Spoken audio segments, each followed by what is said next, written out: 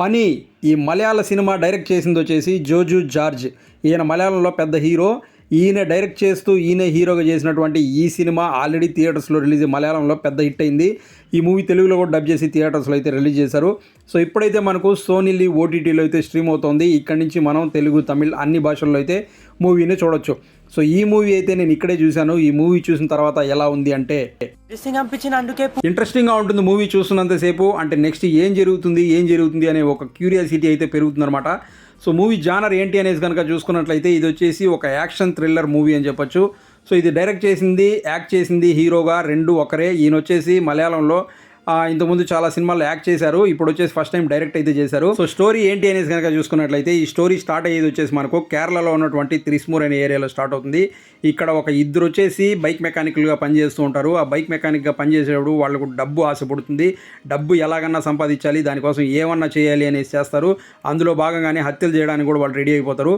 వాళ్ళ దగ్గరికి ఒక కాంట్రాక్ట్ వస్తుంది అనమాట, ఒకరిని మర్డర్ చేయమని చెప్పేసి. వాళ్ళిద్దరూ వెళ్ళి అతన్ని మర్డర్ చేసేస్తారు. అక్కడి నుంచి వెళ్ళేటప్పుడు వీళ్ళు ఒక లేడీని, అక్కడ కనిపించే ఒక లేడీని హరాస్ చేస్తారు. ఆ హరాస్ చేసింది ఎవరినంటే హీరో వాళ్ళ వైఫ్ని. అక్కడ హీరో ఎవరంటే ఈయన వచ్చేసి ఒక పెద్ద గ్యాంగ్స్టరు.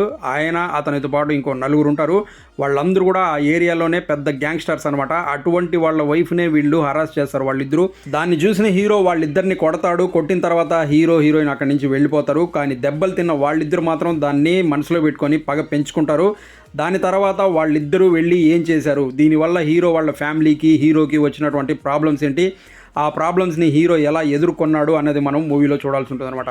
సో స్టోరీ అయితే ఇది. ఈ స్టోరీని చూపించిన విధానం కనుక చూసుకున్నట్లయితే మనకు సో మూవీ స్టార్ట్ అయినటువంటి 10 minutesకే మనకు అసలు స్టోరీ అనేది స్టార్ట్ అయిపోతుంది. సో ఇక అక్కడి నుంచి మూవీ ఎండ్ కార్డు పడే వరకు కూడా చాలా ఇంట్రెస్టింగ్ అయితే ఉంటుంది. అంటే నెక్స్ట్ ఏం జరగబోతుంది అనేసి క్యూరియాసిటీగా చూసే విధంగా అయితే చేయగలిగారని చెప్పొచ్చు డైరెక్టర్. సో మూవీ స్టార్ట్ అయినటువంటి 10 minutesకే ఒక ఇద్దరు వస్తారు, ఒకరిని మర్డర్ చేస్తారు. అది కూడా చాలా ఇంట్రెస్టింగ్గా ఉంటుంది అనమాట. దాని తర్వాత వాళ్ళు హీరోతో గొడవ పడతారు. దాని తర్వాత వాళ్ళు హీరో వాళ్ళ ఇంటికి వెళ్ళి గొడవ పడతారు. దాని తర్వాత వాళ్ళు నెక్స్ట్ ఏం చేయబోతారు అనేది మనం చాలా ఇంట్రెస్టింగ్గా ఈగర్గా వెయిట్ చేసే విధంగా చేయగలిగారని చెప్పొచ్చు డైరెక్టర్. ఒక పక్క వచ్చేసి ఇద్దరు సైకోలు ఈ విధంగా చేస్తూ ఉంటారు. వాళ్ళకి ఆపోజిట్లో హీరో కూడా ఒక పెద్ద గ్యాంగ్స్టర్. ఇతను కూడా ఏం చేస్తాడు అనేది కూడా చాలా ఇంట్రెస్టింగ్గా తీసుకెళ్లారనమాట. సో ఈ విధంగా ఒక సింపుల్ స్టోరీ ఏంటి అంటే ఇది ఒక రివెంజ్ డ్రామానే. హీరో వాళ్ళ వైఫ్ని ఒకరు ఏదో చేశారని చెప్పి వాళ్ళపైన రివెంజ్ ఎలా తీసుకున్నాడు హీరో అనేది మనకు స్టోరీ. కానీ దీన్ని చూపించిన విధానం కనుక చూసుకున్నట్లయితే ఆ స్క్రీన్ ప్లేని చాలా సూపర్గా డిజైన్ చేసుకున్నారు. అలాగే చూపించే విధానం కూడా మనకు ఇంట్రెస్టింగ్గా ఉండే విధంగా అయితే చూపించగలిగారు.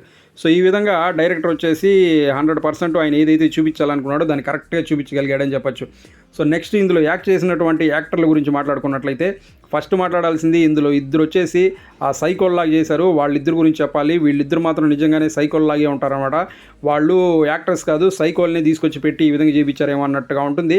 వాళ్ళ యాక్టింగ్ కానివ్వండి, వాళ్ళ ఆహాభావాలు కానివ్వండి, వాళ్ళ బాడీ లాంగ్వేజ్, వాళ్ళిద్దరూ ఆ క్యారెక్టర్లకి సెట్ అయిపోయారు. నిజంగానే అలాగే చేశారని చెప్పొచ్చు. So next hero come director అయినటువంటి జార్జ్ గారు.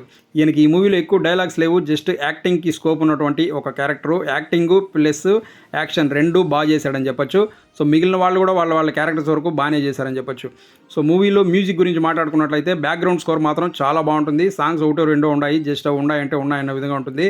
సో నెక్స్ట్ కెమెరా వర్క్ మాత్రం మూవీకి చాలా బాగుంటుంది. నైట్ షాట్స్ ఉంటాయి, అవన్నీ చాలా బాగుంటాయి. నిర్మాణ విలువల గురించి మాట్లాడుకున్నట్లయితే ఓకే, పర్లేదు అన్న విధంగా అయితే ఉంటుందన్నమాట. సో ఓవరాల్గా మూవీ ఎలా ఉంది అంటే మీకు కనుక యాక్షన్ మూవీస్, థ్రిల్లర్ మూవీస్ నచ్చుతాయి అనుకుంటే ఈ మూవీని ఖచ్చితంగా చూడండి, మీకైతే నచ్చుతుంది. ఫ్యామిలీతో కలిసిన మూవీ చూడొచ్చా అంటే ఫస్ట్ హాఫ్లో మనకు రేటెడ్ సీన్స్ అయితే ఉంటాయి. అలాగే కొంచెం మనకు హింస కూడా ఎక్కువ ఉంటుంది. కాబట్టి ఫ్యామిలీతో చూడకపోవడమే మంచిదనేసి నా ఉద్దేశం. సో అది ఫ్రెండ్స్, చూసారు కదా. ఈ వీడియో మీకు నచ్చినట్లయితే లైక్ చేసి ఛానల్ సబ్స్క్రైబ్ చేసుకోండి. మీకు నచ్చే మరో మంచి వీడియోతో మీ ముందు మళ్ళీ వస్తాను. Thanks for watching this video. Thank you very much.